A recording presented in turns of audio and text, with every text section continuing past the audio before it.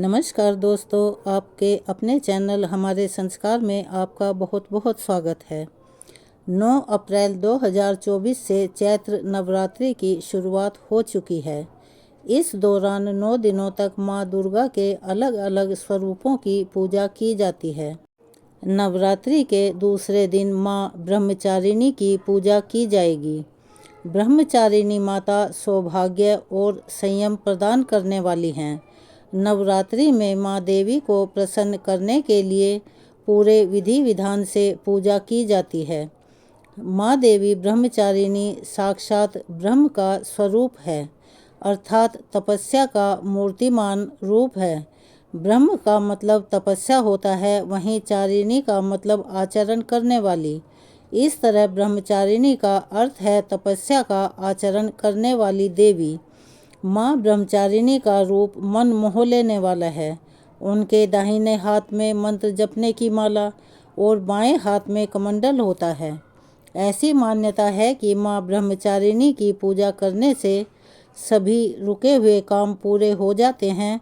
इसके अलावा जीवन से हर तरह की परेशानियां भी खत्म हो जाती हैं। माँ देवी की पूजा करने के लिए कुछ विशेष मंत्रों का जाप भी किया जाता है। पहले हम पूजा की विधि के बारे में जान लेते हैं। माँ ब्रह्मचारिणी की पूजा करने के लिए ब्रह्म मुहूर्त में उठकर स्नान कर लें। पूजा की सारी सामग्री तैयार कर लें और आसन बिछाएं। माँ ब्रह्मचारिणी को फूल, अक्षत, रोली, चंदन आदि चढ़ाएं। इसके बाद भोग स्वरूप पंचामृत चढ़ाएं और मिठाई का भोग लगाएं। साथ ही माता को पान, सुपारी, लौंग अर्पित करें। बाद में आरती गाकर पूजा करें। अब जानते हैं माँ के मंत्रों के बारे में। या देवी सर्वभूतेषु माँ ब्रह्मचारिणी रूपेण संस्थिता, नमस्तस्ये नमस्तस्ये नमस्तस्ये नमो नमः। माँ का दूसरा मंत्र है दधानाकर पद्माभ्याम अक्षमाला कमंडलू, देवी प्रसीदतु मयि ब्रह्मचारिणी यनुत्तमा। इन मंत्रों से आप माँ ब्रह्मचारिणी की पूजा कर सकते हैं। अब जानते हैं माँ को भोग क्या लगाया जाए। माँ ब्रह्मचारिणी की पूजा करने के बाद उन्हें शक्कर का भोग लगाना अति उत्तम होता है। ऐसा माना जाता है कि माँ ब्रह्मचारिणी को शक्कर का भोग लगाने से व्यक्ति की अकाल मृत्यु नहीं होती, उसे अकाल मृत्यु का भय नहीं रहता। हमारे वेद और शास्त्रों में यह वर्णित है कि हमारे किस्मत को विधाता लिखता है, लेकिन साथ ही यह भी कहा गया है जहाँ चाह वहाँ रहा। अगर इंसान अच्छे कर्म करता है तो वह उस लेख को किसी हद तक बदल सकता है। जय हो माँ ब्रह्मचारिणी, तुमने ब्रह्मा को दिया ज्ञान। नवरात्रि के दूसरे दिन सारे भक्त करते ध्यान। शिव को पाने के लिए तुमने की तपस्या भारी। ओम नमः शिवाय का जप करके बनी शिव की नारी। आज चैत्र महाशुक्ल पक्ष की द्वितीया तिथि है और चैत्र नवरात्रि का दूसरा दिन है। आज के दिन माता ब्रह्मचारिणी की व्रत तथा कथा का श्रवण करने से लंबी आयु का वरदान मिलता है। सुनने वालों को सभी प्रकार के सुख प्राप्त होते हैं। घर में हमेशा बरकत बनी रहती है। सच्चे मन और श्रद्धा से व्रत पूजन करने वाले भक्तगणों की सारी मनोकामनाएं पूर्ण होती हैं। जो काम वो करना चाहते हैं उसमें सफलता मिलती है और उनका लक्ष्य उनको आसानी से प्राप्त हो जाता है। त्याग, ब्रह्मचर्य, वैराग्य, तप जैसे गुण व्यक्ति में कुदरती समाहित होते हैं। तो चलो आज हम सुना रहे हैं ब्रह्मचारिणी की बड़ी ही दुर्लभ और अलौकिक कथा। तो आप सभी भक्त इस कथा को बड़ी श्रद्धा और प्रसन्न मन से सुने। ब्रह्मचारिणी देवी का स्वरूप पूर्ण ज्योतिर्मय एवं अत्यंत भव्य है। उनके दाहिने हाथ में जप करने की रुद्राक्ष की माला और बाएं हाथ में कमंडल रहता है। अपने पूर्व जन्म में जब यह हिमालय के घर पुत्री के रूप में पैदा हुई थी, तब नारद जी के उपदेश से उन्होंने भगवान शंकर जी को पति के रूप में प्राप्त करने के लिए अत्यंत घोर तपस्या की थी। इसी तपस्या के कारण इन्हें तपधारी अर्थात ब्रह्मचारिणी के नाम से जाना जाता है। 1000 वर्ष उन्होंने केवल फल फूल खाकर बिताए थे। 100 वर्षों तक केवल हरे पत्ते फूल साग पर निर्वाह किया था। कुछ दिनों तक तो कठिन उपवास रखते हुए खुले हुए आसमान के नीचे वर्षा और धूप के घोर कष्ट सहे थे। इस कठिन तपस्या के बाद 3000 वर्षों तक केवल जो पत्ते जमीन पर टूटकर गिर जाते थे, वही बेलपत्र खाकर इन्होंने भगवान शिव जी की आराधना की थी। इसके बाद उन्होंने सूखे हुए बेलपत्रों को खाना छोड़ दिया। कई हजार वर्षों तक बिना पानी और आहार के तपस्या करती रही थी। सूखे हुए और पेड़ से झड़े हुए बिल्व पत्रों को भी खाना छोड़ देने के कारण उनका नाम अपर्णा पड़ गया। 1000 वर्षों की घोर तपस्या के कारण ब्रह्मचारिणी देवी का यह पूर्व जन्म का शरीर एकदम दुर्बल हो गया था। वह अत्यंत कमज़ोर और सूख के कांटा जैसा हो गई थी। उनका शरीर पूरी तरह से सूख गया। उनकी यह दशा देखकर उनकी माता मैना रानी बहुत परेशान रहती थी। उन्होंने उसे तपस्या से विरक्त करने के लिए आवाज़ लगाई, उमा, अरे ओ उमा। तब से देवी ब्रह्मचारिणी का पूर्व जन्म का नाम उमा भी पड़ गया था। उनकी इसी तपस्या से तीनों लोकों में हाहाकार मच गया। देवता, ऋषि, सिद्धगण, मुनि सभी ब्रह्मचारिणी देवी की इस घोर तपस्या को अद्भुत बताते हुए उनकी सराहना करने लगे। अंत में ब्रह्मा जी ने आकाशवाणी की और उन्हें संबोधित करते हुए बहुत ही खुशी के स्वर में कहा, हे देवी, आज तक किसी ने भी ऐसी घोर तपस्या नहीं की थी। ऐसी तपस्या तुम ही कर सकती थी। यह तुम्हारे द्वारा ही संभव थी। तुम्हारे इस अलौकिक कार्य की चारों दिशाओं में सराहना हो रही है। तुम्हारी मनोकामना अवश्य पूर्ण होगी।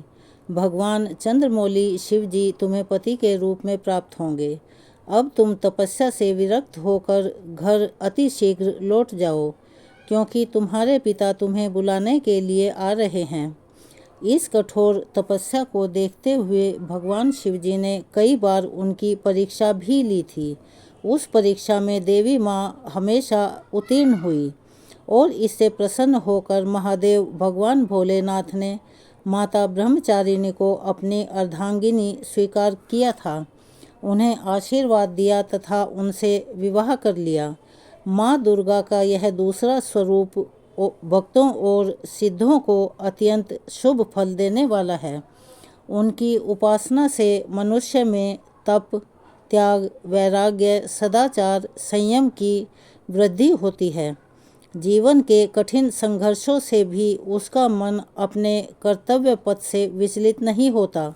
माँ ब्रह्मचारिणी देवी की कृपा से उसे सब जगह सिद्धि और विजय की प्राप्ति ही होती है।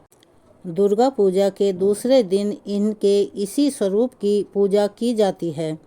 इस दिन जो साधक अपनी श्रद्धा और विश्वास से पूजा करता है, इस चक्र में अव्यवस्थित चित्त वाला योगी भी माँ ब्रह्मचारिणी जी की कृपा व भक्ति सहज ही प्राप्त कर लेता है। एक बार मेरे साथ प्रेम से बोलिए, माता ब्रह्मचारिणी की जय हो।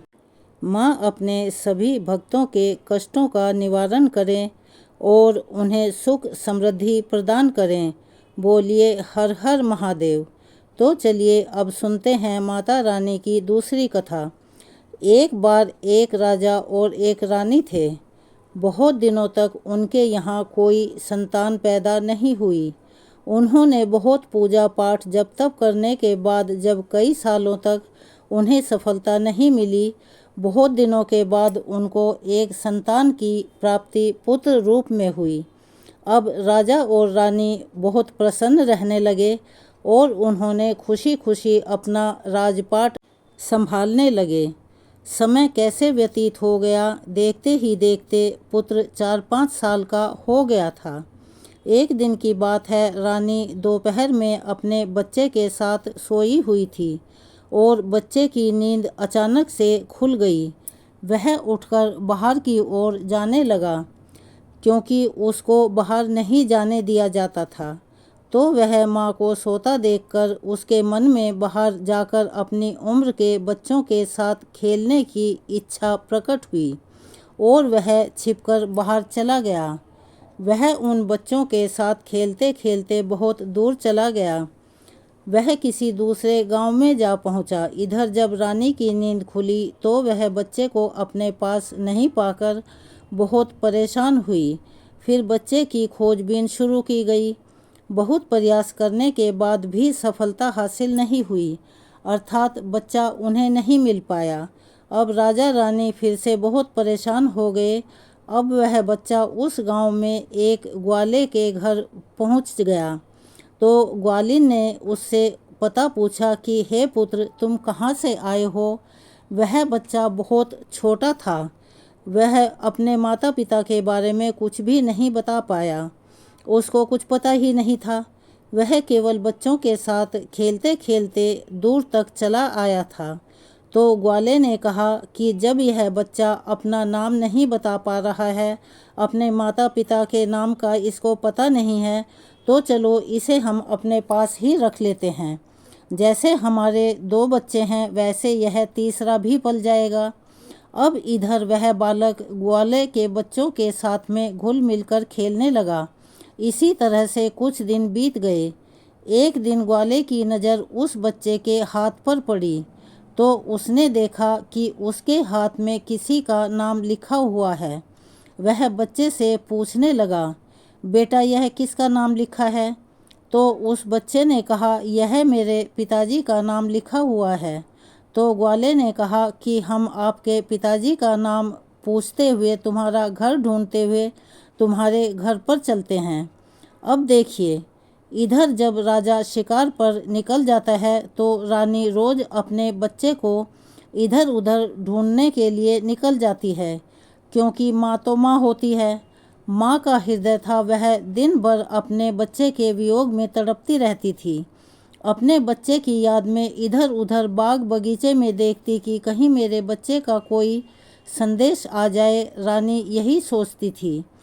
कितने दिन बाद एक संतान हुई थी, तो मेरी लापरवाही की वजह से वह भी मैंने अपने से दूर कर दी।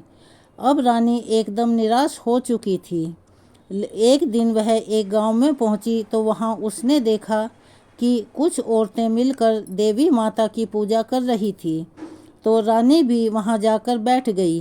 पूरी पूजा देखती रही और पूजा के दौरान माता रानी की कथा को बहुत मन लगाकर सुना। पूजा खत्म हो जाने के बाद सारी सुहागिनें रानी को प्रसाद देने लगी। तब रानी ने पूछा, बहन आप ये किसकी पूजा कर रही थी, हमें भी बताइए। तब सभी सुहागिनों ने कहा कि हम माँ भवानी, माँ दुर्गा की पूजा कर रहे हैं। माता बहुत ही दयालु हैं।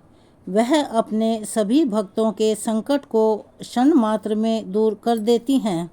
बस ध्यान करने वाली बात है कि तब तक आपकी मनोकामनाएं तुरंत पूरी हो जाती हैं। जब आपकी मनोकामनाएं पूरी हो जाएं, तो आप तुरंत माँ देवी की पूजा करिए। आप जो मन्नत मांगते हैं उसे पूरा करिएगा। मनोकामना पूर्ण होने के बाद माता रानी की पूजा तुरंत ही कर देनी चाहिए। उसको आने वाले समय पर नहीं टालना चाहिए। तो रानी ने अपने मन में सोचा कि अगर माँ भवानी, माँ दुर्गा ने मेरा बच्चा सकुशल वापस हमारे पास पहुँचा दिया तो हम भी इसी तरह से सभी सुहागिनों के साथ माता रानी की पूजा करेंगे। उधर रानी का यह मन्नत मानना था कि इधर ग्वाले ने बच्चे को अपने साथ लिया और उसके पिता की तलाश में निकल पड़ा। वह कई जगह ढूंढते हुए काफ़ी देर बाद गांव के समीप पहुंच गया। एक व्यक्ति से पूछा, भैया, इस नाम का व्यक्ति को आप जानते हो क्या? तो वह आदमी ने बताया, भैया, यह तो हमारे राजा का नाम है और उनका पुत्र भी खो गया है। क्या यह उन्हीं का पुत्र है? यह बताकर ग्वाले को घर का पता बता दिया। ग्वाला जब बच्चे को लेकर राजा के द्वार पर पहुंचा तो राजा रानी ने अपने बच्चे को देखकर उसे गले से लगाया और उससे लिपटकर रोने लगे और बार बार ग्वाले को धन्यवाद देने लगे। तो राजा ने पूछा कि भाई, इसको आपने कहाँ से ढूंढा? यह आपको कहाँ मिला? तो ग्वाले ने बताया, राजा साहब, यह बालक घूमते घूमते हमारे गांव में आ गया था। तब हमने इससे इसका पता पूछा तो यह कुछ भी बताने में असमर्थ था। एक दिन खेलते खेलते जब मेरी नज़र इसके हाथ पर गई तो मैंने यह नाम लिखा हुआ देखा। इसी नाम के सहारे हम आपको ढूंढते हुए आप तक पहुंच पाए। अपने बेटे को देखकर रानी की खुशी की सीमा न रही। रानी ने राजा से कहा कि ग्वाले को खूब धन दौलत देकर विदा कीजिए, लेकिन ग्वाले ने कुछ भी नहीं लिया और कहा, जितनी खुशी आपको अपना पुत्र पाकर है उतनी ही खुशी मुझे भी है कि मैंने आपकी धरोहर को आप तक पहुंचा दिया है। अंत में राजा ने ग्वाले को धन देकर विदा किया और रानी को यह तुरंत याद आया कि वह माता रानी की मन्नत मांग चुकी थी और आज उसकी मन्नत पूरी हो गई थी। उनकी पूजा करने का और नवरात्रि का व्रत करने का राजा ने निश्चय किया। कहा, हमने माँ दुर्गा से मन्नत मांगी थी, हमें नवरात्रि का व्रत करना है और हम दोनों मिलकर नवरात्रि का व्रत करेंगे। नगर की कुछ स्त्रियों को निमंत्रण दीजिए और तुरंत माँ भवानी की पूजा के लिए तैयारी करवाइए। रानी ने तुरंत माता की पूजा करने वाली सारी सामग्री इकट्ठा कर ली।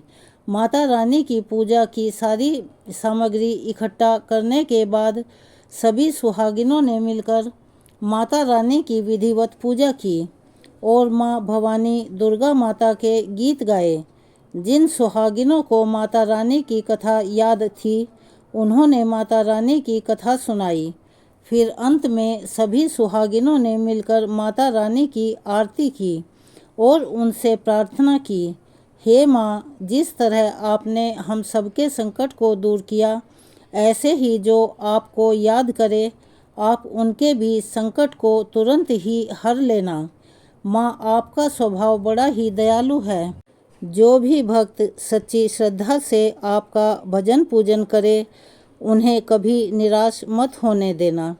जिस तरह से आपने राजा रानी के बच्चे को वापस किया, उसकी गोद भरी, उसके जीवन में खुशियाँ लौटाई, उसी प्रकार सभी माताओं की गोद को हरा भरा रखना, सभी के घर में सुख समृद्धि लाना।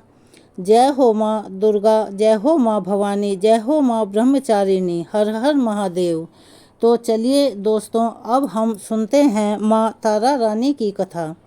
एक समय की बात है, माँ भगवती को मानने वालों में से एक राजा स्पर्श भी थे।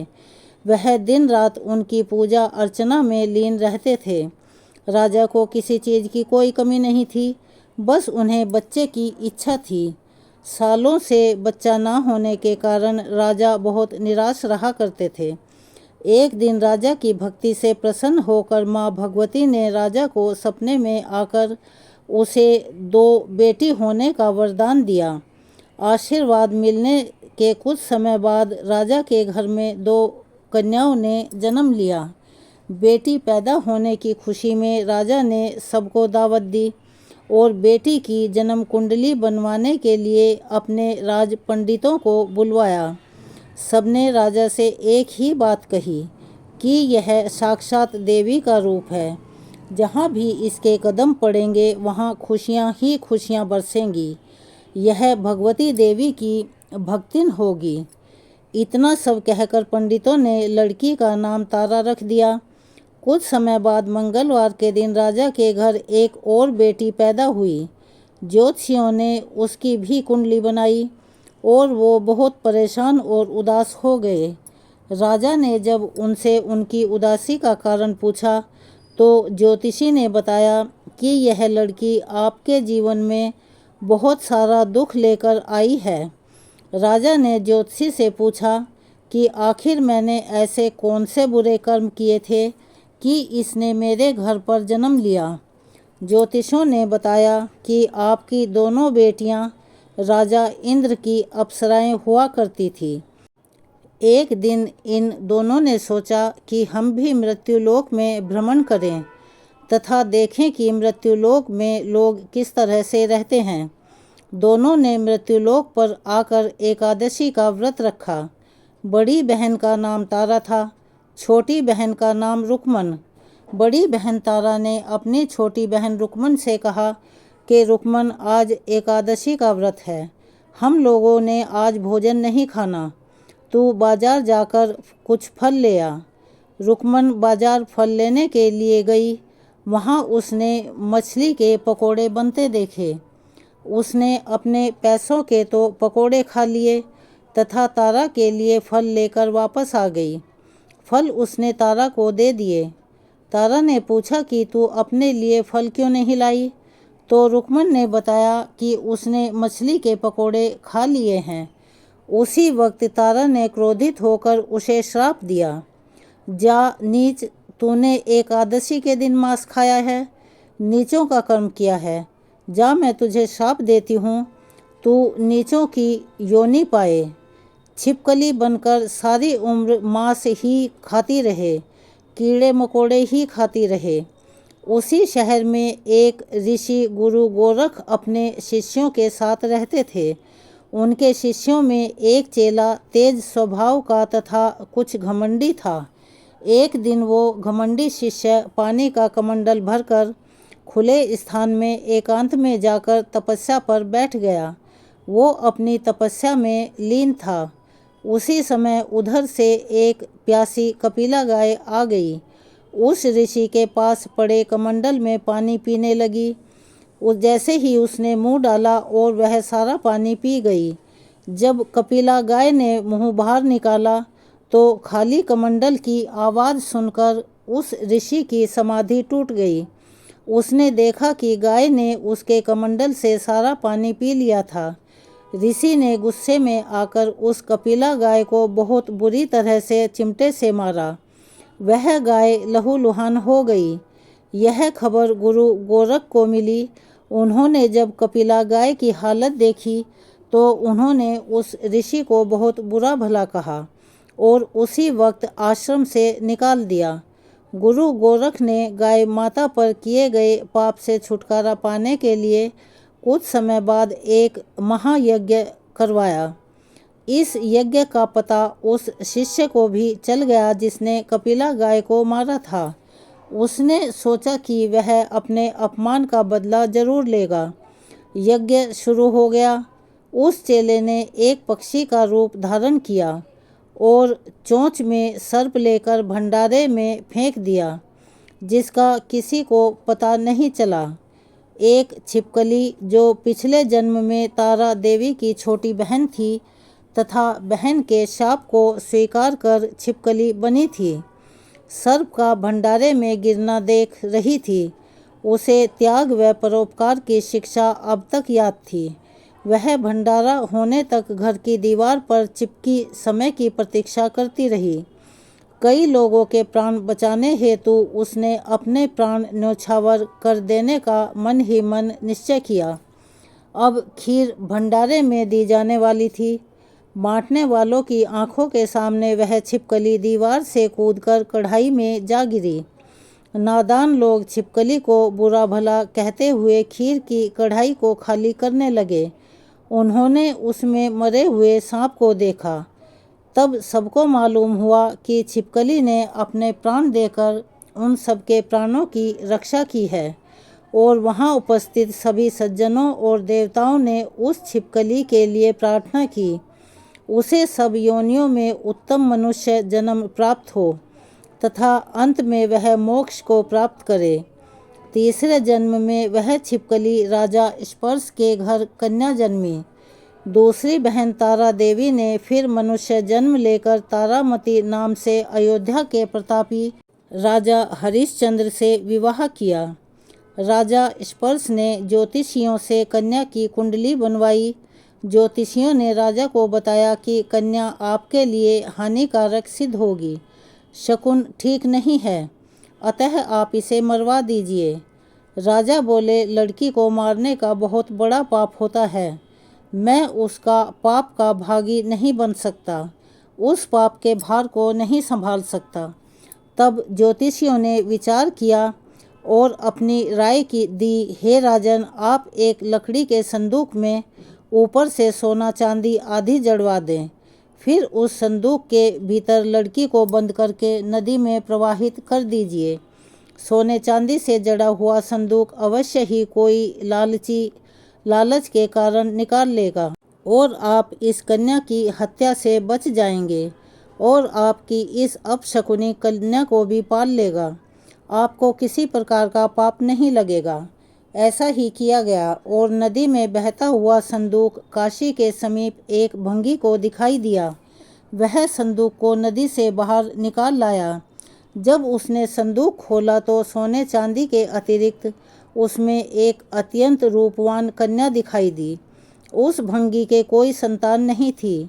उसने अपनी पत्नी को वह कन्या लाकर दे दी तो पत्नी की प्रसन्नता का ठिकाना नहीं रहा। उसने अपनी संतान के समान ही बच्ची को छाती से लगा लिया और माँ भगवती की कृपा से उसके स्तनों में दूध उतर आया। पति पत्नी दोनों ने प्रेम से उस कन्या का नाम रुक्को रख दिया। रुक्को बड़ी हुई, उसका विवाह हुआ।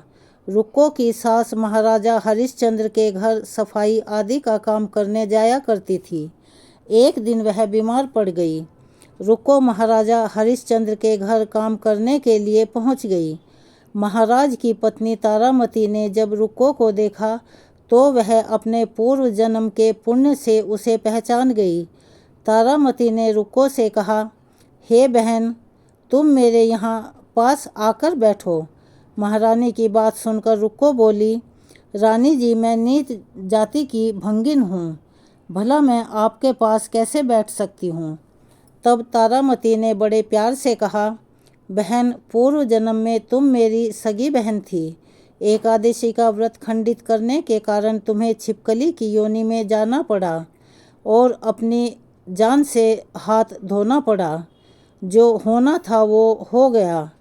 अब तुम अपने इस जन्म को सुधारने का उपाय करो तथा भगवती वैष्णो माता की सेवा करके अपना जन्म सफल बनाओ। यह सुनकर रुक्को को बड़ी प्रसन्नता हुई और उसने उपाय पूछा। रानी ने बताया कि वैष्णो माता सब मनोरथों को पूरा करने वाली है। जो लोग श्रद्धापूर्वक माता का पूजन व जागरण करते हैं उसकी सब मनोकामनाएं पूर्ण होती हैं। रुक्को ने प्रसन्न होकर माता की मनौती करते हुए कहा, हे माता, यदि आपकी कृपा से मुझे एक पुत्र प्राप्त हो गया तो मैं भी आपका पूजन व जागरण करवाऊंगी। माता ने प्रार्थना को तुरंत स्वीकार कर लिया। फलस्वरूप 10वें महीने उसके गर्भ से एक अत्यंत सुंदर बालक ने जन्म लिया। परंतु दुर्भाग्यवश रुक्को को माता का पूजन जागरण कराने का ध्यान नहीं रहा। जब वह बालक 5 वर्ष का हुआ तो एक दिन उसे माता निकल आई। रुक्को बहुत दुखी होकर अपने पूर्व जन्म की बहन तारामती के पास आई और बच्चे की बीमारी का सब वृतांत कह सुनाया। तब तारामती ने कहा, तू जरा ध्यान करके देख कि तुझसे माता के पूजन में कोई भूल तो नहीं हुई। इस पर रुक्को को 6 वर्ष पहले की बात याद आ गई और उसने अपना अपराध स्वीकार कर लिया। उसने फिर मन में निश्चय किया कि बच्चे को आराम आने पर जागरण अवश्य करवाएगी। माँ भगवती की कृपा से बच्चा दूसरे दिन ही ठीक हो गया। तब रुक्को ने देवी के मंदिर में ही जाकर पंडित से कहा कि मुझे अपने घर माता का जागरण करवाना है, अतः आप मंगलवार को मेरे घर पधार कर कृतार्थ करें। पंडित जी बोले, अरे रुक्को, तू यहीं 5 रुपये दे जा, हम तेरे नाम से मंदिर में ही जागरण करवा देंगे। तू नीच जाति की स्त्री है, इसीलिए हम तेरे घर आकर देवी का जागरण नहीं कर सकते।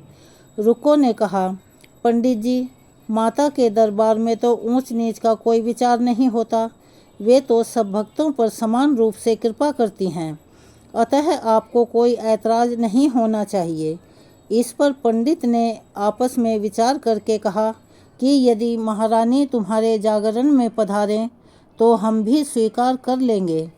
यह सुनकर रुक्को महारानी के पास गई और सब हाल कह सुनाया। तारामती ने जागरण में सम्मिलित होना सहर्ष स्वीकार कर लिया। जिस समय रुक्को पंडितों से यह कहने के लिए गई, महारानी जी जागरण में आएंगी, उस समय सेन नाई वहाँ था। उसने सब सुन लिया और महाराजा हरिश्चंद्र को जाकर सूचना दे दी। राजा को सेन नाई की बात पर विश्वास नहीं हुआ। महारानी भंगियों के घर जागरण में नहीं जा सकती। फिर भी परीक्षा लेने के लिए उसने रात को अपनी उंगली पर थोड़ा सा चीरा लगा लिया, जिससे नींद ना आए।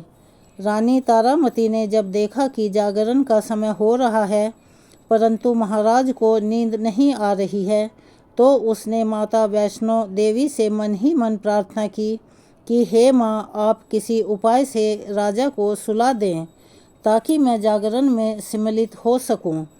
राजा को नींद आ गई। तारामती रोशनदान से रस्सा बांधकर महल से उतरी और रुक्को के घर जा पहुंची। उस समय जल्दी के कारण रानी के हाथ से रेशमी रुमाल तथा पांव का एक कंगन रास्ते में ही गिर पड़ा। उधर थोड़ी देर बाद राजा हरिश्चंद्र की नींद खुल गई। वह भी रानी का पता लगाने के लिए निकल पड़ा। उसने मार्ग में कंगन व रुमाल देखा। राजा ने दोनों चीज़ें रास्ते से उठाकर अपने पास रख लीं और जहाँ जागरण हो रहा था वहाँ जाकर चुपचाप कोने में बैठकर वहाँ का नज़ारा देखने लगा। जब जागरण समाप्त हुआ तो सबने माता की अरदास की। उसके बाद प्रसाद बांटा गया। रानी तारामती को जब प्रसाद मिला तो उसने झोली में रख लिया। यह देखकर लोगों ने पूछा, आपने प्रसाद क्यों नहीं खाया? यदि आप नहीं खाएंगी तो कोई भी प्रसाद नहीं खाएगा। रानी बोली, तुमने प्रसाद दिया वह मैंने महाराज के लिए रख लिया, अब मुझे मेरा प्रसाद दे दो। अब की बार प्रसाद लेकर तारा ने खा लिया। इसके बाद सब भक्तों ने माँ का प्रसाद खाया। इस प्रकार जागरण समाप्त करके प्रसाद खाने के पश्चात रानी तारामती महल की तरफ लौट चली।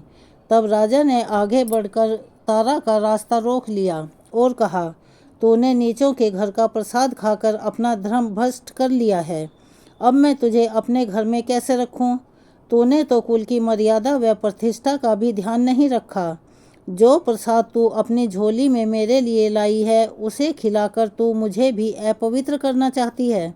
ऐसा कहते हुए जब राजा ने झोली की ओर देखा तो भगवती की कृपा से प्रसाद के स्थान पर उसमें चंपा, गुलाब, गेंदे के फूल, कच्चे चावल और सुपारियां दिखाई दी। यह चमत्कार देखकर राजा आश्चर्य में पड़ गया। राजा हरिश्चंद्र रानी तारा को साथ लेकर महल लौट आए। वहीं रानी ने ज्वाला मैया की शक्ति से बिना माचिस या चकमक पत्थर की सहायता के राजा को अग्नि प्रज्वलित करके दिखाई, जिसे देखकर राजा का आश्चर्य और बढ़ गया। रानी बोली, प्रत्यक्ष दर्शन पाने के लिए बहुत बड़ा त्याग होना चाहिए। यदि आप अपने पुत्र रोहिताश की बलि दे सकें तो मैं आपको दुर्गा देवी के प्रत्यक्ष दर्शन करवा दूंगी।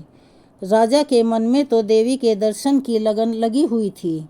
राजा ने पुत्र मोह को त्याग कर रोहिताश का सिर देवी को अर्पण कर दिया।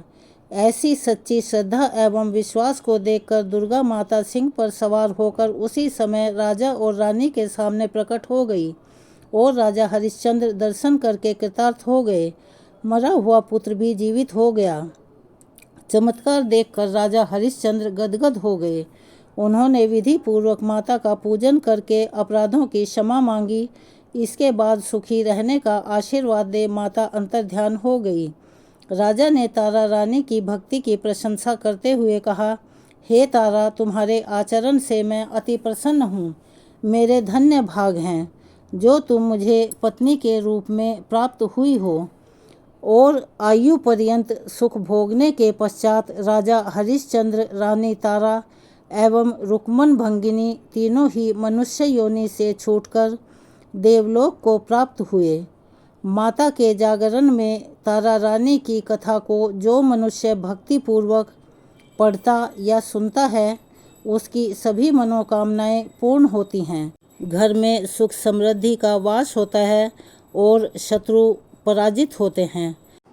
कहानी कहने और सुनने के पश्चात आरती करना जरूरी है। नव दुर्गे माँ तेरी आरती गाऊं, अम्बे महारानी तेरी आरती गाऊं। आरती गाऊं मैया तुम्हें मनाऊं, आरती गाऊं मैया तुम्हें मनाऊं। अम्बे महारानी तेरी आरती गाऊं। पहली प्रकृति देवी शैलपुत्री है, दूसरी ब्रह्मचारिणी माता। जग निर्मात्री देख रूप बलिहारी जाऊं, नव दुर्गे माँ तेरी आरती गाऊं। तीसरी चंद्र घंटा शांतिदायक, तीसरी चंद्र घंटा शांतिदायक। चौथी कुसमांडा जग की महानायक, चौथी कुसमांडा जग की महानायक। माँ के चरणों में शीश नवाऊं, नव दुर्गा माँ तेरी आरती गाऊं। पांचवी स्कंद माता भाग्य की दाता, पांचवी स्कंद माता भाग्य की दाता। छठी कात्यायनी संतुष्टि की दाता। ज्योत जलाऊं मैया ध्यान लगाऊं, ज्योत जलाऊं मैया सुमिरन गाऊं। नवे दुर्गे माँ तेरी आरती गाऊं। सातवीं काल रात्रि शुभ फल दाता, सातवीं काल रात्रि शुभ फल दाता। आठवीं महागौरी शक्ति की दाता, आठवीं महागौरी शक्ति की दाता। महागौरी की महिमा मैं गाऊं, महागौरी की महिमा मैं गाऊं। नव दुर्गे माँ तेरी आरती गाऊं, नव दुर्गे माँ तेरी आरती गाऊं। नवी महामाई माँ सिद्धिदात्री, नवी महामाई माँ सिद्धिदात्री। दुर्गा पूजन से हुई पूर्ण नवरात्रि, दुर्गा पूजन से हुई पूर्ण नवरात्रि। पूजन कर मैं आनंद पाऊं, पूजन कर मैं आनंद पाऊं। नव दुर्गा मैं तेरी आरती गाऊं, नव दुर्गा माँ तेरी आरती गाऊं। अम्बे महारानी तेरी आरती गाऊं, नव दुर्गा माँ तेरी आरती गाऊं। चलिए अब सच्चे मन से मेरे साथ एक बार जयकारा लगाइए। जयकारा शेरा वाली दा, बोल साचे दरबार की जय। दोस्तों, अगर आपने अभी तक हमारे चैनल को सब्सक्राइब नहीं किया है तो प्लीज़ चैनल को सब्सक्राइब करें। वीडियो को एक लाइक अवश्य दें। बेल आइकन को दबाना ना भूलें, क्योंकि हमारी आने वाली हर वीडियो की जानकारी आपको बेल नोटिफिकेशन के ज़रिए ही मिलती है। वह जानकारी आपको समय पर मिल जाए तो इतना अवश्य सहयोग करें। धन्यवाद।